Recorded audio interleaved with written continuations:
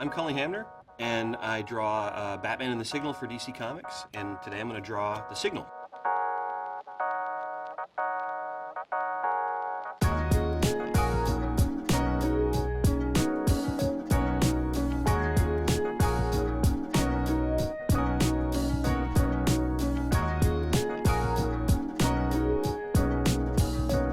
So let's get into it. Usually when I draw, I start with some very basic shapes. You know, in Signal's case, he's got sort of an oval-shaped head, so I do the traditional kind of oval with the crossbars, you know, to kind of show you where the eyes are. When I construct a figure of any kind, you know, it's a lot of circles, a lot of ovals, a lot of squares, you know, kind of like they traditionally tell you to do when you're learning to draw. I never went to art school, but I just sort of ended up in that way of doing it. The Signal has got sort of like large eyes, so I start with like sort of, they're not as small as Batman's eyes, but they're not as big as, say, Spider-Man's eyes. They're kind of like right in the middle. So I usually start with that, and then right below that, right in the center, you know, the point of his mask. So now you see we're starting to form this sort of Batman-ish kind of shape here. But Signal has a little bit more of a helmet that he wears, so that I usually kind of, you know, go down here like this, and then I kind of like sort of rough out the shape of the helmet. And I haven't drawn the ears yet. I'll get to those last. But you can see that we're starting to do that. The thing about drawing is actually just a cascade of mistakes that you correct. Anytime you draw, what you do is you start out with a bunch of mistakes, and then you fix those mistakes. So you should never be afraid of doing mistakes. So now we're going to put the mouth in there, start with a little bit of a line, and then sort of rough in the shape of the lips here.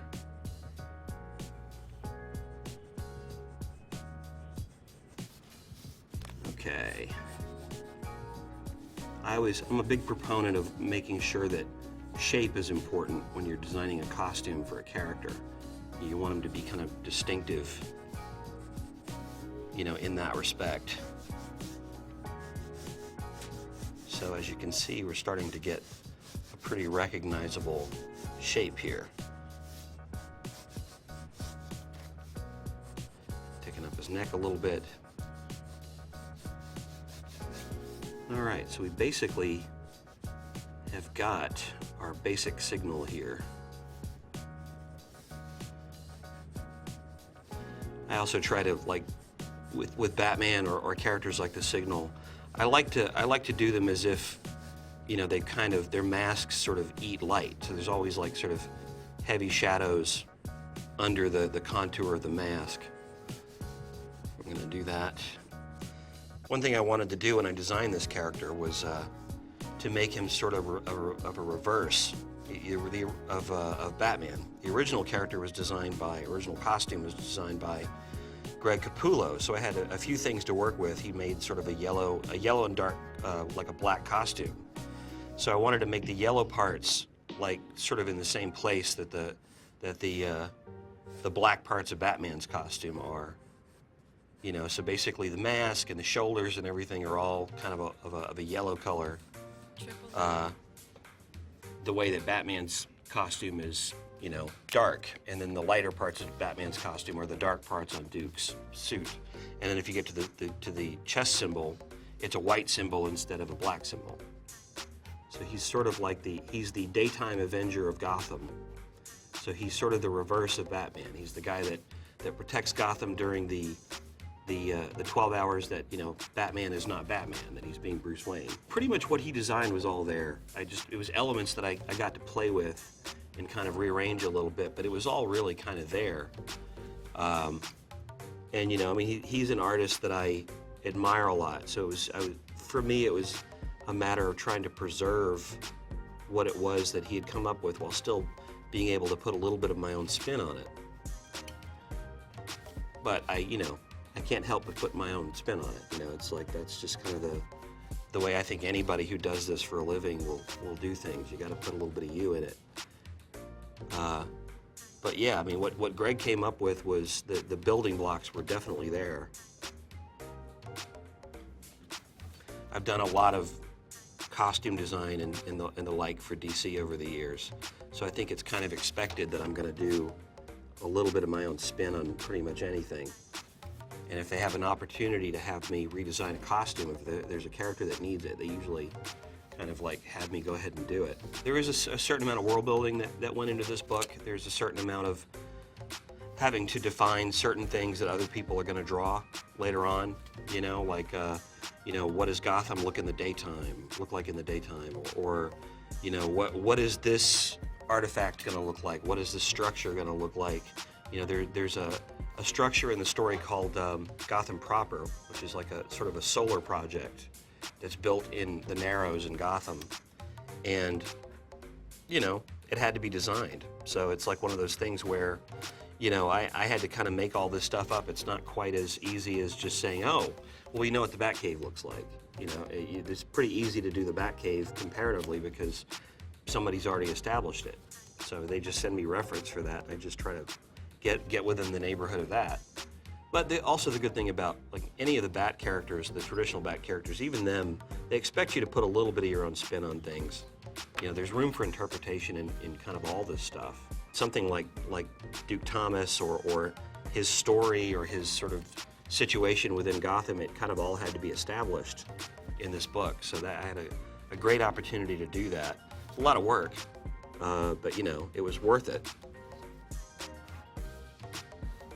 Okay, so I've got this sort of basic kind of lines of what this thing's gonna look like, and now I'm gonna start roughing in some like large black areas.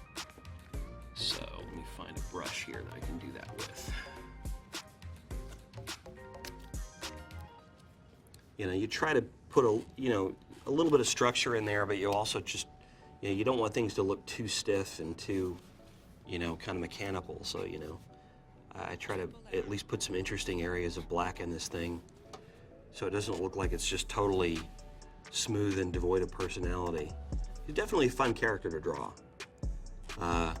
It was fun to do this book because it was sort of a different look at, you know, what you generally kind of associate with a character like Batman, which is sort of that darkness and that kind of operatic grimness. And you know, Signal is much more of a teen character, you know, kind of like an upbeat, kind of an optimistic kind of character. And he, you know, the book also had a bit of a sense of humor, which was fun, which you don't necessarily associate with a Batman book. Whenever I do blacks on a drawing, I try not to just do flat blacks. I try to put a little spin, like a little personality into the black areas, so it's not quite so sterile. Sometimes I fail and I cover it over like I just did right there. I do it in other places. It seems to work out. I tend to use like this pen that I'm using, which is called a Faber-Castell Pitt pen. I use a lot of those in studio when I'm working, and I use Copic pens a lot. I used to be much more of a traditionalist, and I used to use, you know, things like, you know, like brushes and ink, you know, and stuff like that. And I still do to a degree, but you know, the ink in these pens has gotten so good. It used to be this stuff would turn brown after about an hour, and it doesn't really do that anymore. So it's like, you know, these tools have gotten so much better and so much faster that it's just easier to use them. And it stays black forever, which is something that's important, especially when you're gonna, you know, possibly people are gonna buy this original art when it's all over. Now here's where I start putting in really heavy shadows, you know, on the face. Like I said, it's still a Batman character, so there's still an element of darkness, and I like to have that kind of heavy contrast under the mask itself.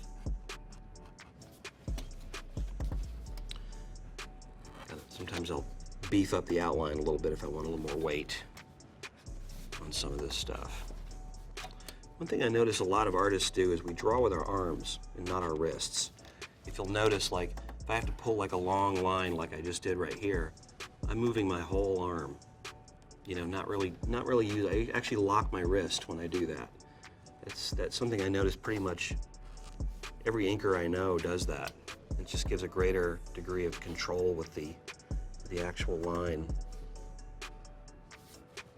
I try to design costumes that are fairly simple, because, you know, comic book artists have schedules to meet, and you want to do a costume that is something you can draw page after page, month after month, and meet your deadlines, because the deadlines can be a little punishing at times. So you want to do something that somebody's not going to have a lot of trouble drawing, that they can figure out pretty quickly. That's why a lot of the classic costumes, the sort of iconic costumes like Superman, are so great, because they're instantly recognizable.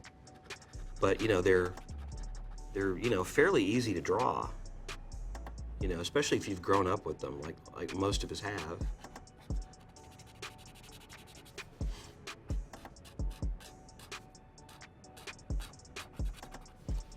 Again, trying not to do just total amount of flat blacks. You want to break it up a little bit here and there. Sometimes I'll see lines that I've done where I'm like, it's not quite thick enough, and I'll just go back and I'll beef it up a little bit. And pretty much that's it.